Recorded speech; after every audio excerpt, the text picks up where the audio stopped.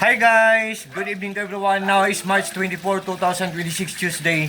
As you can see guys, andito na naman ako sa fish pond ko kasi gabi na naman. Kasi honestly guys, pag wala akong ginagawa, dito talaga ako nagtatambay guys. And guys, sa video kong to, ay, by the way pala guys, ito pala ang mga pets ko guys, mga koi fishes. Oh, look at them guys, oh, they're so very beautiful and wonderful guys. Nakakawala talaga sila ng stress guys.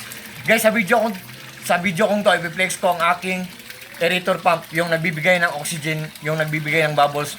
Ang lakas-lakas niya pero matipid lang siya kumain ng kuryente guys. Wait guys ha. Yang nandyan sa corner guys oh. Ang nagbibigay ng bula guys, yan ang tinatawag na aerator pump. Rizan aerator pump. Ang lakas-lakas niya pero matipid lang siyang kumain ng kuryente. Tapos good pa ang kanyang quality, for sure maglalast long siya. Tapos ang pinaka the best part sa kanya, ang mura-mura lang niya, affordable lang siya. What I mean po, durable pa, at the same time, affordable pa. For sure, maglalast long talaga.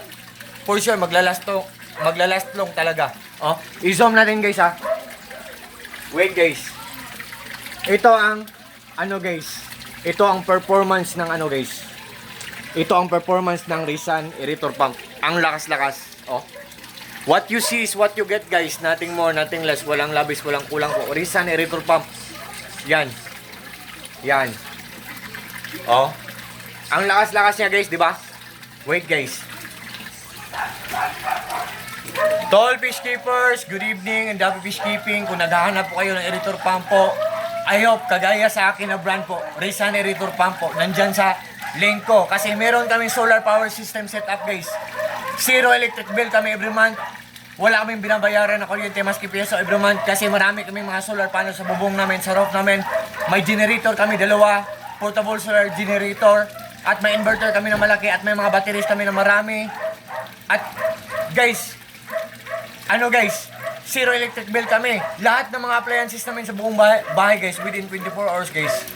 Washing machine, freezer, induction, lahat solar lang nagpapaandar. TV, tapos ang koi fish pond ko, mga kagamitan dito na gumagana dito, solar lang ang nagpapaandar sa lahat ng sa lahat for the whole day guys, within 24 hours. So at saka ang solar power system setup namin guys, may monitoring, nalalaman ko o namomonitor ko ang isang gadget ko matipid lang kumain ng kuryente. So guys, Rizan aerator pump guys, matipid lang kumain ng kuryente, ang lakas-lakas pa. Ayop, maniwala kayo sa akin guys. Ito po ang koi fish pond ko, maliit lang, simple, small but terrible. Yan, ito ang filtration system ko, pinaglass ko para magandang tingnan, pinawilding ko para maghang, para mas lalong magandang tingnan. At ito po ang mga koi fishes ko. To all my friends, God bless us all and that's all, peace.